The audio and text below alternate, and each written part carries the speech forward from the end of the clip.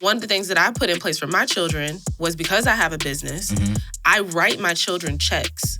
So my children have earned income. Word. With that earned income, I have established custodial Roth IRAs for my children. Okay. My children already have retirement accounts. Okay. At 13, 8, and 5. Wow. And so people are like, wait, you can do that? Yo, what's going on, fam? It's your boy, Anthony O'Neal, and welcome back to the table. It's Monday morning, 8 a.m. Central Standard Time if you're watching this on YouTube. And y'all, we're going to keep it real, relevant, and relatable today because I got my girl Raquel in the building, a.k.a. the Boujee. The Boujee Banker. Yo, all the way from ATL. What up, sis? What's up? Yo, so let's dive straight into it because I connected with you about a few months on Clubhouse, and you was dropping some fire knowledge. And I was like, yo, I like the way she rolls. So I said, okay, let me follow her and see what she's doing. And I got to ask this question up front for the people watching. Yeah, sure. Why is your brand called the Boujee Banker? Okay, I didn't even pick that name. Who picked it? The other bankers. So let me tell you what had happened, okay? So we were all at work, and I was going by the Boujee Budgeter, which she's another person out there in the finance world. Y'all should follow her. She's pretty cool. So she hit me up and she's like, hey, I already have that name trademark. You can't use it. And I was like, really? I was like, well, you know, I've been using it for a while. I haven't had any issues. And so I was like, hey, look, if it causes any problems, I'll change my name. Okay. So I'm at work and I'm like, yo, what do I call? Like, what do I change my name to? And they were like, well, you are bougie, so, and you are a banker, so. And I was like, okay, Boujee Banker, let's do it. And so I did it. It stuck, and it's here now. It's the eyes. She was like, yeah, it's here. For the podcast people, y'all should see her eyes, just straight up rolling her eyes, the Boujee Banker. Okay, cool. One thing I love about your brand, though, is you teach ladies how to be themselves, enjoy being beautiful, but also stick to that budget. Yeah. And so where did that come from? I'm curious to learn more about your personal story. Okay. Let's go back to the beginning, okay? Who are you? What's your story? It was 1990. No, I was born. Okay, so, oh gosh. Well, when I went to Savannah State University, my undergrad was criminal justice. Okay. And I graduated, became a correctional officer, excuse me. Okay. So working as a correctional officer, everything was cool. You know, ended up getting pregnant with my daughter, and a fight broke out. And I was the only officer on the hall at that time. And so thinking safety first, I was breaking up the fight, and one of the inmates fell on my stomach. So I ended up on bed rest for the remainder of my pregnancy. Okay. So from there, I ended up moving to Atlanta. Okay. And after I gave birth to my daughter, you know, I then was in the situation of everything that I did revolved around my spouse's schedule and now my child's schedule. And it made it so difficult to me because I went from having a 3-bedroom house, having a full career, to now my entire life was structured around other people. And I was like losing my identity of self and my family. Wow. It wasn't something like, I didn't know how to deal with it. So I was like, well, let me just like try to work and see what I could do. And so I started working all these little odd jobs. And finally I was like, you know what? I want to be with my daughter. So in wanting to be with my daughter, I started working at the daycare that she went to. Okay. So I have a degree, making $7.25 an hour. Right. But I was with my daughter. Okay. And so I just started kind of like paying attention. And I was like, you know what? This doesn't seem difficult. Like, I could probably do this. So I went and I got my CDA certification. Okay. Then I started using my paycheck to like purchase things for my daycare. So I started out with the in-home daycare. So my business was doing great. And then eventually I positioned myself to open the first women's only gym with childcare. Wow. So like, I guess a short story to how I got there. I played college ball, I ran track, I played volleyball. So I was always an athlete. Yeah. And women were always like, now, wait, what was your position? Oh, I was a power forward. Power forward? Yeah, y'all. I'm 5'8". I was like 180, see me in the paint all day. Yeah. So. Okay. You still play? No. So.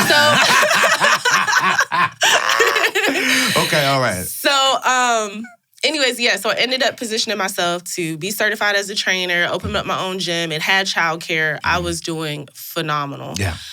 The issue that I later learned about how I operated with money was when you're an entrepreneur, most times you're just like, hey, I'm making money. It's coming quick. I'm spending it quick. It's like spending it just as soon as you're getting it. And you're not thinking any different because you're making the money so fast. Yeah. One day, boom, everything ended. I was headed home and someone ran a red light, a SUV. No. Put me out of commission from my gym for a year. I was in a neck brace for 6 months. I had over 16 spinal injections. It was over. And so at that point, I was like, I'm coming back. I'm coming back. This is nothing. And my chiropractor, my doctor, they were like, no, you're not. And I was like, you guys have no idea what you're talking about. So what I did was I just bled. My business just bled. Like my bank account was just bleeding. And I was still paying my employees, still paying the lease, still paying the utilities because I thought I was going to come back. And it just never happened. Man. So once again, you go from like thriving and living like this wonderful lifestyle to having nothing. And so I started working all these jobs, selling life insurance, working at the front desk of hotels, like doing anything I could to try to just piece my life back together. And it was hard because you go from this wonderful income to living paycheck to paycheck. Yeah. But the mindset never changed. So I'm still spending money like I was an entrepreneur. Got you. Yep. Living paycheck to paycheck. Yep. And for me, it was like something has to change because when I look at my babies, I'm not being able to do the things I want to do for them, take them to places that they want to go, but I still want to put on, you know what I mean? Yeah. Put on like I'm living a life that I know I can't afford. Yeah. So eventually it clicked and I was like, if something doesn't change, my babies are going to be a reflection of everything that I'm not doing. Yeah. So that's how I got to the point of really buckling down and managing my money because all the workshops weren't working, the YouTube videos weren't working, the planners weren't working. Yeah. And it was at the fundamental level that I had to identify how I got to this relationship with money, what it would take to fix it. Yeah. And then from there, I was able to put the pieces in place to make it change. Yeah. And then people started noticing. They were like, dang, girl, okay. Like, you can tell. You can tell when somebody's putting on versus when somebody's actually doing well. Absolutely. And so then I started to help other people, and then it developed into this full business. So I ended up becoming a banker because I was living paycheck to paycheck, realized my relationship needed to change. I developed a love for understanding money. And they were like, you're really good at this. You should be a banker. Because at the time, I'm still like, making my way. Yeah. And so became a banker. And it was when I was a banker, I really began to understand how terrible the relationship with money is for so many people. It went from the ranges of women my age to women who are ready to retire or men who are ready to retire, and they're being forced to work because they don't have enough to survive. Yeah. So you have people who are like living and working their whole lives and their pensions aren't covering their cost of survival. And it's like, I don't want that for myself. I don't want that for my children. And if there's something that I could do to help change what that picture looks like for other women, then I'm going to do that. Yeah. Did you know that there are nearly 45 million American people that total up to have $1.6 trillion in student loan debt? Did you know that one of the main reasons preventing people from building true and lasting wealth are student loans? The average person will graduate with $35,000 in student loans, but a fifth of these people will graduate with a mortgage payment but don't even have real estate. That's right. They graduate with $100,000, $200,000, $300,000 in student loan debt. And when I wrote the book, Debt-Free Degree, and I was out there on book tour, and people were asking me, hey, I'm getting this book for my child, but what do you have for me? I have student loans, and I need to pay them off, but I need direction. So I wrote a book called Destroy Your Student Loan Debt, the step-by-step plan on how to pay off your student loans. I want you to get the book. It's only 55 pages long, and I literally walk you through step-by-step. How do you refi your student loans? How do you pay them off quicker? How do you negotiate some payments lower? I walk you through every single thing. It's a quick read. And if you buy it, it's only $10. $10 can save you 10 years. Get the book right now. Go to AnthonyO'Neill.com, AnthonyO'Neill.com, and change the next 10 years of your life. It's your boy, Anthony O'Neill, and I approve this message. While you was going through this journey, one of the interesting parts about your story that I really loved, that highlighted, was you said that your life changed, but your mindset didn't change. Correct. And at one point in time, you bought a nice fat car. Oh, it was lovely. It was beautiful. I was whipping. You really was. But when your mindset changed, then even part of your life changed. Let's talk about that for a little bit. Yeah, sure. Tell us about the car situation and how your mindset shifted that whole season of your life. Yeah, so I had an Audi A5, black chocolate interior, just so nice. I loved how I looked in the car. I loved how it felt driving the car for about 3 weeks. Because at the end of the day, as humans, we always desire more. How much was your payment? So we're pushing about $500. $500? Listen, all right. All right. $500? Ye don't cast the first stone or whatever they say without sin, okay? So, yeah, it was like $500. Not including insurance. Not including insurance? No. So you were about like $650. Easy. All right, so I also don't have the best driving record. Oh, no. We were pushing like $800. $800 to drive this car? Yeah, right.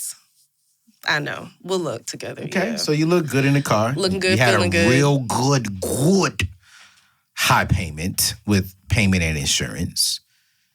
Do you still have it? No. Thank God. Yeah, no. Yeah, no. Thank God. So. Finish your story. I'm sorry. No, you're fine. I can breathe now. We can both breathe. My bank account is definitely breathing. So let me tell you. So I got rid of the car and I went and bought a Nissan Rogue cash. Okay. 2016. Okay. Had like 40,000 miles on it. Okay. Leather interior, touchscreen. It's real cute. Gotcha. Right? And bought it cash. And I took the money that I was spending monthly on the Audi and I began to pay down debts and invest. So I took, which was a debt sentence, and I turned it into, a thriving soil for my bank account. So it's great. So let me ask you this question, and I want to go from the women's perspective. What's up? Because I think right now a lot of people watching are ladies. Yeah, I'm sure they're looking at you like, "Yo, help me." Mm-hmm. What made you really, outside of your kids, what really helped you change the mindset? You went from balling to enjoying your stuff, having your own business, on bed rest, and it seemed like you had some mountains in your life, which we all have. Right. But what made you switch your mindset to where you are today? Outside of my kids? Outside of your kids. Because clearly kids work. So some of the people watching this today, they're why they don't have any kids. Yeah. So like what's another way to help you, someone else watching right now who doesn't have kids, help them switch that mindset? Because we're going to walk through some principles today on how do we change that mindset and why should we. But let's be real. 7 to 8 out of 10 people are living paycheck to paycheck. Correct. And a lot of those are ladies. Mm-hmm. They look good, smell good, even driving good, but are not good. Correct. They're internally depressed. Their financial life is upside down. Mm-hmm. They know how to walk the walk and make it look like they're looking good, make it look like they are good. But the truth is, internally, they're not good. And it's not just the ladies. Mm-hmm. Brothers out here fronting too. Mm-hmm. But I really want to talk to that young lady's heart today. Why should she change her mindset to the mindset that you currently have now? Rewind, pause. What's your mindset today when you think about money? Why are you so adamant about the mindset you have today? The only thing that I think about now is the future. Like, I can't imagine now not setting systems in place. Come on. So before, it was just like, if I want to go do something, I'm doing it. But most people are one incident away from not having anything. So good. And I was there. Yeah. And that scares me to go back. Wow. And I don't want that to be the reality of anyone that I can touch. Yeah. So when I think about other women and I think about how they operate with their money, and I'm like, sis, what is in place? And then it's so bad because we're so used to just having things instantly available. We look at how TV is like no more commercials, no more ads, everything is gone. And so now it's like, even when it comes to your money, you have people who are like, oh, there's systems in place where I can get paid today for the work I did today. You're creating a cycle of living in debt, right? That's exactly what you're doing. And so it's like, how do we change that mindset? How do we get away from that? And it's to make it real for them. If I ask someone, where are all your eggs? And they was like, oh, I work. All my eggs are in one basket. I work. Yeah. What happens if you lose your job? Come on. What are you going to do? Mm-hmm. 7 out of 10 have nothing to say. So if all your eggs are in my job basket and something happens to that basket, you're stuck. You're stuck. So people are thinking, you get so comfortable and you get so content. But I think that what the pandemic has done more than anything is it made a lot of people realize that what they thought was secure was not. Absolutely. And so other systems have to be put into place. Absolutely. So how I make it real for people who don't have children is I ask them, take a survey of your life. Yeah. You know, what is your cost of survival if something happens? No one can answer that off the bat. It's hard for people because they don't think about that. And so once you think about your cost of survival if something happens, then you start thinking about your life differently. Yeah. Yeah. I like that. A study came out recently, I don't know if you saw it, but a recent study came out and said that nearly 57% of the people in America do not save $1,000. Correct. Do not have $1,000 in their savings account. And then I think numbers below that, nearly 52 to 54% don't even have $600, but 48% don't even have $300 in their bank account. But you're making $40,000, $50,000 a year. You're driving an Audi. You're driving a BMW. Correct. You're driving a Mercedes. But then you don't even have retirement set up. Amen. You don't have any savings set up. You have all your eggs in this job, and it could go away. Yeah. Something could happen to where, unfortunately, you lose the job. And if life happened today, now you're forced to go back into debt because you did not properly set yourself up for the future. Yeah. And that's one thing I love about what you're doing specifically, because your brand is geared towards the ladies. But for the brothers watching right now, like, yo, we all need to be prepared for the future. Yeah.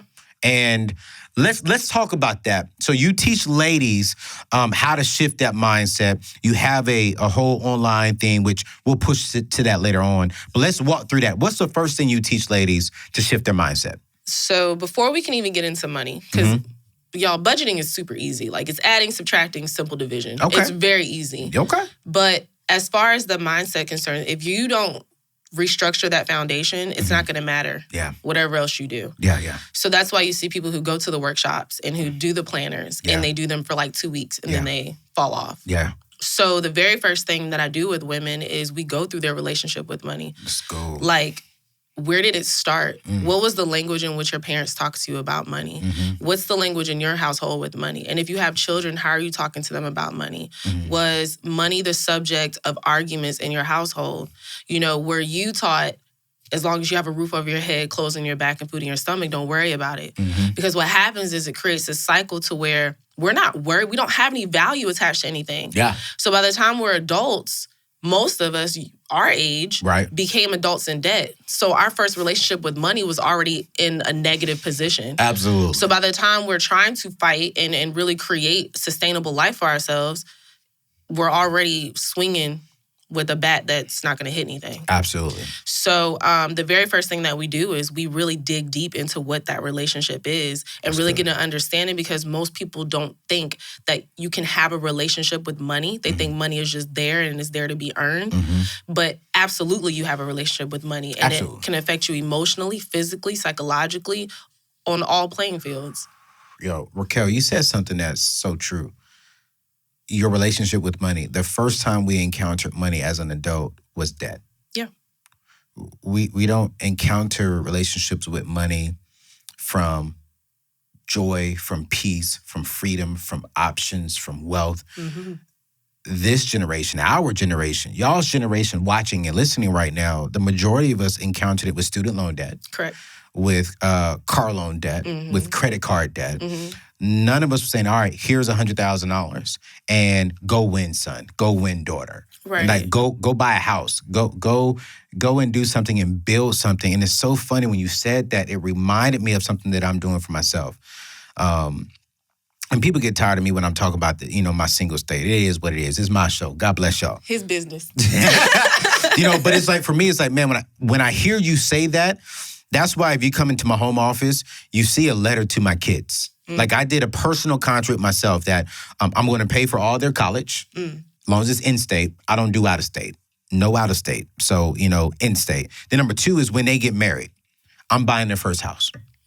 I'm gonna have a budget with me and my wife, and I'm already buying our house. I'm already saving for it. I'm not saving for it as aggressively right now because I'm trying to build my dream home. But I already have a savings account that is literally going towards It's not a savings account, it's actually a mutual fund that is going to be going towards just my kids' first house. Because the first time they're exposed to money, I want it to be in a wealth format. I want that to be in a legacy format, not in a, all right, son or daughter, you gotta take out student loans so you can go to college. Right. And I don't want that. So it's like, when I hear you say that, I'm like, yo, you just reminded me of why I'm going so hard.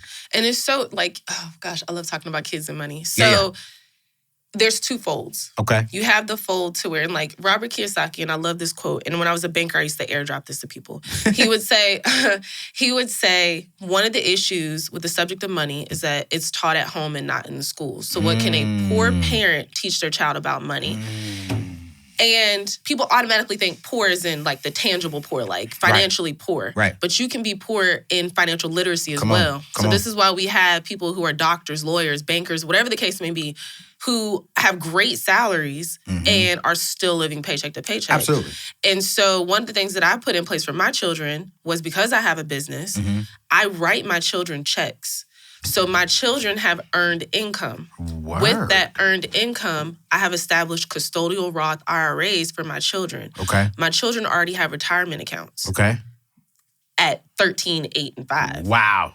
And so people are like, wait, you can do that? So could you just say something? What is custodial Roth IRAs? So a Roth IRA is basically like your retirement account, right? So you know that once you reach the age of retirement, you're able to pull out of it without penalty as long as you do it past a certain age. So most people don't start establishing that until after they have a job, and then that job is turning earned income. Yep. So you can position, like my 5-year-old right now, she's positioned to be a millionaire at 40 if she does nothing else with her life. And how that works is my 5-year-old, whenever I do photo shoots, she's a paid model. I write her a check for being in my photos. And so because I write that check and I deposit it into her account, it's proving that she has earned income, which allows me to gift her or to put money into her custodial Roth IRA. So my child is already working on her retirement account at 5. That's how you introduce and change the culture. That's how you change generations. That's how you expose generations. Custodial Roth IRAs. I'm going to put a clear definition of what that is in the show descriptions, because I think that's important for parents to be aware of it as an option that's out there. Yeah, because most people, I think we traditionally think of like maybe 529 accounts, which are college fund accounts. But absolutely, with a custodial Roth IRA, that could be their first down payment on a home. They could take that out for their education. So you have kind of more freedom in that space.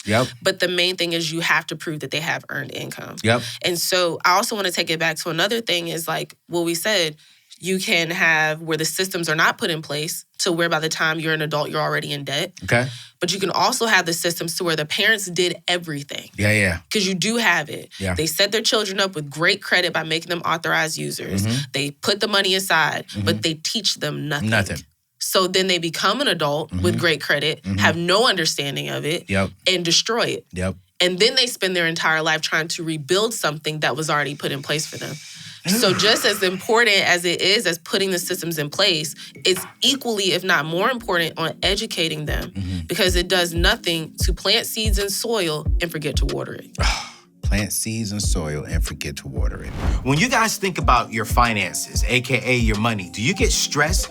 Do you get anxious? Do you feel like, hey, where do I start? How do I begin? What do I do? Well, check it. I totally get it because I remember being 18 years old, being a young man, living paycheck to paycheck, homeless, sleeping in the back of my car. I totally get it. But I got something I want to share with you that's going to help change your financial future. And this is called Ramsey Plus. Ramsey Plus is going to give you this step-by-step plan, the step-by-step guide on how to change your financial future. Inside of Ramsey Plus, you're going to learn how to get an emergency fund, how to get out of debt, how to start building wealth, how to start investing. We're going to teach you everything you need to know on how to change your financial future. So for right now, if you text the word AO plus to 33789, I'm going to give you a free 30-day trial. Now check this out, you guys. Let me be real with you, all right? Can you think about what can happen if you commit to 30 days? What those 30 days can do for the next 30 years of your family's life and your life? Listen, I can't say nothing else. Text the word AO Plus to 33789 so you can change your family's future. This is your boy Anthony O'Neal, and I approve this message. Yo, if y'all just now tuned in, it's your boy Anthony O'Neal. Welcome back to the table where we got my girl, my sister, the Boujee Banker, a.k.a. her legal name is Raquel. And we're having a real relevant and relatable conversation. We're talking about how do we shift the mindset.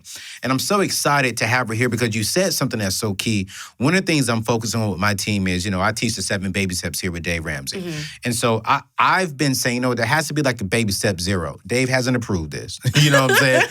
But there has to be there has to be like a something before baby step 1 because you said something earlier in the show that is so key. Mm-hmm.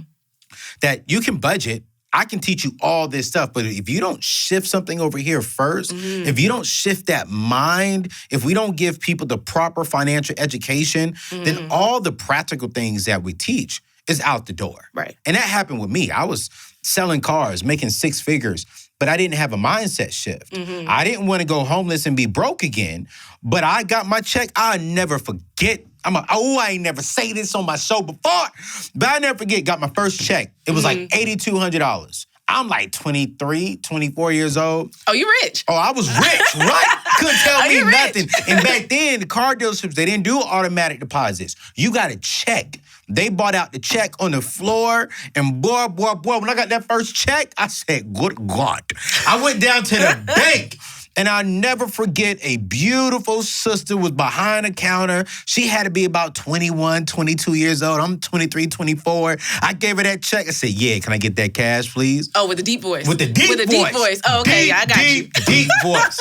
And she looked at that check, looked back up at me, looked down, looked back up at me, and I'm sitting there smiling like, that's right. You know what I'm saying?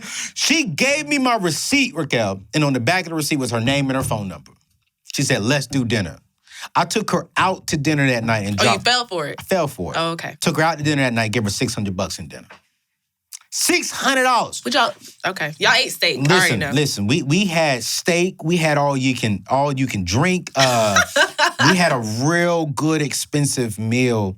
And I laugh at it now because wow, I don't even know her name today. I just remember the scenario and I'm like, wow, how much money did I waste when I had the money? I was fearful and I said, I'm never going to go back and be homeless. I'm always going to make sure I have something in there. But here's the truth, Raquel. I had all this money, but I didn't have a mindset change. Mm-hmm. I was living 15th to the 15th because the dealership only gets paid in between the 12th and the 15th. And so by the time the next fat check was coming around, I'm sitting there waiting. Like, where's the money? Where's the money? Mm-hmm. Because I didn't have a mindset shift. Mm-hmm. And so that's when I took Financial Peace University. And good God Almighty, it didn't just shift my mind, but it also even shift my money as well. So once we have that mindset shift, once you know how you deal and operate with money, which is so cool because you and my sister Raquel Curtis are on this whole method right now. She just wrote a book called Know Yourself and Know Your Money. And she's talking just like you. Great book for y'all to check it out. I'll drop that link below as well because she's really helping people understand, hey, how do you deal and how do you operate with money? So what you're saying is so good right there. After you know that, after they walk through that with you, what's baby step number 2? Or not baby step number 2, but what's your step 2? I'm sorry, what's the bougie step number 2? Yeah, bougie step number 2, not baby step. I got the baby steps, okay? I rock with the Ramsey baby steps. She do the bougie steps. All right, what's bougie step number 2 for you? Okay, so bougie step number 2 is creating the vision. Oh. Once you understand why you operate with money the way that you do. Okay. The very next thing is to start to create the vision of where you want your money to go. Oh, okay. Because most people, if you don't tell your money where to go, it's going to tell you where it went. Okay, yeah. So we create that vision. You create a vision of a thing that you need, a thing that you want, and a thing that you want to do. Ooh, wait. Need, want to do. Yeah. Give me an example of what those 3 will look like. So a need would be your emergency fund. Yep. Right? Yep. Get that established. Okay. Something that you want, maybe something tangible. Okay. We live bougie, okay? So something that you want, something tangible. Okay. And then maybe something that you want to do, like maybe you want to go to culinary school, or maybe you want to go to Paris. You've never been there before. Nice. So what you do is you create that vision. You find out what the price of it is. You break it down so it's affordable. That's good. And That's then good. you start to structure that picture around that. Yeah. So once the vision is there, it creates the excitement. So good. Because most people move off of emotion. And if you can make them emotionally attached to it, like for you, yours is you have to understand your why. Yeah. Because if you don't understand your why and it doesn't make you cry, it's not good enough. Amen? Come on, church. She consumes. So for the ladies that I work with, they discover that why in the relationship. And then from there, they get excited about creating a vision to do things they've never done before. Yeah. So then now they're focused. Yeah. I like it. So I got to ask this question. It's a controversial question. What do you want? Should a woman have a vision without her man?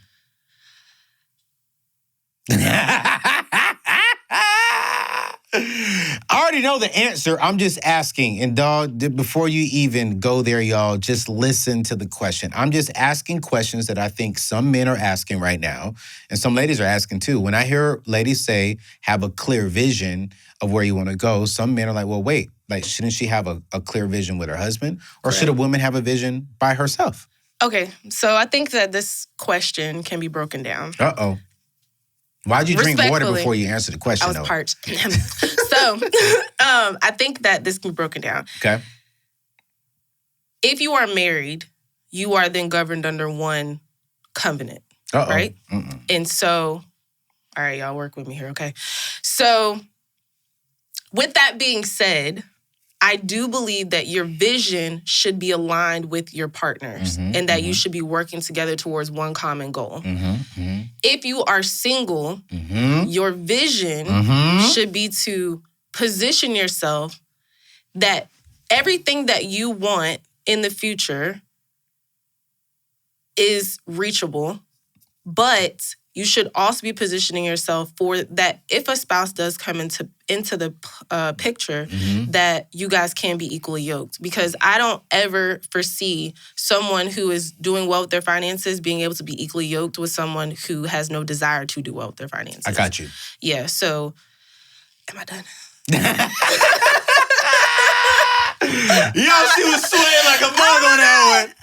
She was sweating, yo. Listen, I hear what you're saying, and I agree with you. I think that when you are married, you and your spouse should have one aligned vision. And then on the single side, I just had to put you in a hot seat to see what you was going to say. It's a little toasty. It was a little toasty, I can tell. Here. But I agree that every single person should have a vision for their life. Correct. And that when they get married, this vision should align easy with their spouse's vision. Correct. So yes, I do believe, ladies, you should have a vision, a clear vision for your life. And guys, single people, you should have a vision for your life. And you do not budge on neither vision when you do get married, because it should equally come together. Like for me, being single, my wife has to believe in no debt, period. And if she doesn't believe in that, then we just can't rock together, okay? And so, doesn't mean she's a horrible person, doesn't mean I'm a horrible person. It just means that our visions do not align. Now, do I believe that sometimes you may have to adapt and adjust some of the visions to come together? Absolutely. But you gotta have that conversation when you feel as if that opposite person is worth the conversation. Correct. Okay? So, all right. So we got the know yourself, know how you operate with money. We got the have a clear vision. For one more thing, because I don't want to give away all your stuff. What's next? Okay. So uncovered our relationship, created the vision. We understand that. We can move to the budget. We'll just skip down to that part. Okay, let's go to the budget. Okay. So now as it relates to your budget, most people have no idea how they're operating with their money. Yep. Like, you don't even like, okay, I'm doing the most. Let me chill out. Right. But as far as actually understanding what the picture looks like with your finances, y'all, it's so easy. And I can just go ahead and tell y'all what to do. Just comb through the last 3 months of your statements. I say this all the time. Okay. Write down everything that was a want. Write down everything that was a need. Total it up. Everything that was a want is what you could have used to either pay down debts, invest, or secure your emergency fund. It is so simple.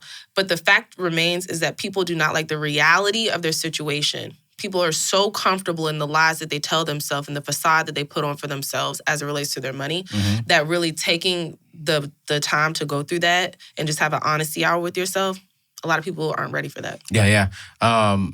Can you be bougie on a budget? Yes, a very. I mean, can you be beautiful on a budget? Yes, you can. Can you enjoy life on a budget? Of course you can. Why do ladies, I want you to be real, take off the Boujee Banker hat.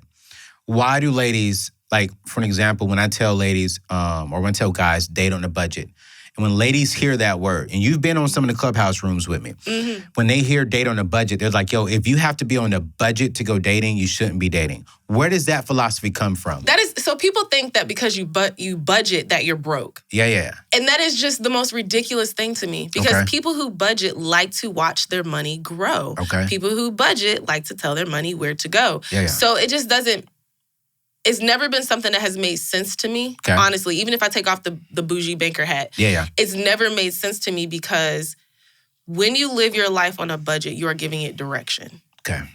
And so what I think is what people think is budget broke. Mm. And so they say budget, oh, he must be taking me to this cheaper restaurant. Like they think you're going to like Applebee's. Applebee's. Mm-hmm. When back in the days, Applebee's Applebee's used to be, like, let's be real now. Applebee's is pretty good back in the day. People fronting, because back in the days when we were young and we didn't know what was going on, Applebee's, what else was out there? Applebee's, Ruby Tuesdays. Yep. Now, Ruby Tuesdays ribs still be on point a little bit. I ain't so gonna say in front. The bread with the honey butter. Yes, you know what I'm saying? It's like Red good. Lobster back. What? Come on, man. But all right. So I agree with you that budgeting doesn't mean that you're broke. Budgeting just simply means you have a plan for your money and you're being intentional with your money. Exactly. And that's something that I wish all ladies would hear. If my daughter came home to me and said, Dad, this guy I'm dating said that we can't go here because it's not within his budget.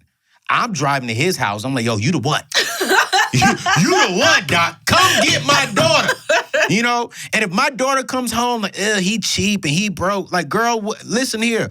A man that is on a budget is a man that will financially secure you and your financial emotions down the road. Yeah. And I believe, I know me, I could not date someone who didn't have a budget. Right. I couldn't take her seriously. Right. Because I'm like, dang, you don't even have a plan for your money. You don't even know where your money's going. And we supposed to do this thing together down the road? Nah. Nope. Not happening. No, I can't do it. Yeah. So I'm glad that you said, I'm glad that you're here teaching ladies how to really be on the budget. In your expertise, as we're about to come to a close, do you think, from what you're seeing with ladies, is it hard for them to actually budget, to grasp budgeting? It's hard for them to grasp it if you don't make it real for them. How do you make it real? I'm curious. Teach me something. Well, number one, they have to recognize, like, they have to be in a position where, like, something's got to change. Like, I don't like how this is feeling. It feels a mess. Like, this is ghetto. I don't like how this feels. They have to be there first because people are comfortable in their positions. There's not much that you can do to change or sway how they feel. Yeah. But if you can find the people who are like, hey, look, this doesn't feel good. Like, I'm tired of this. Those are the people who are in a vulnerable position and ready for change. Yes. Those are the people who are going to make that shift. Because one thing I do not do is try to beat a dead horse, talk to a brick wall. I'm not doing it. It's not happening. If you don't want to hear what's good for you, then that's on you. Absolutely. I'm right there with you. Well, listen, sis, man, I wish I had an hour show because this has been fun. You gave us 3 practical things, but you're teaching this to ladies on the regular. How can they learn more about you? How can they get more information to come join you to learn more about what you're doing? Oh, yeah. So go to my Instagram, the Boujee Banker _ and I'm teaching on there all the time. I have a class where I teach about your mindset with money. Yeah. My program is an 8-week program where I take you through the process of understanding your relationship with money and all of that down to the budget and holding you accountable to the budget. That's a great part. So I love go to my it. Instagram. Go to her Instagram, y'all. And I've actually sponsored a couple ladies to take her course. I love what she's doing. I love what she's representing. Yo, it's been fun. I love you, sis. Thank you so much for coming up and being part of the show. And that's a wrap right here on the table every week, Mondays, 8 a.m. Central Standard Time. We'll see y'all next week to keep it real, relevant, and relatable. Peace.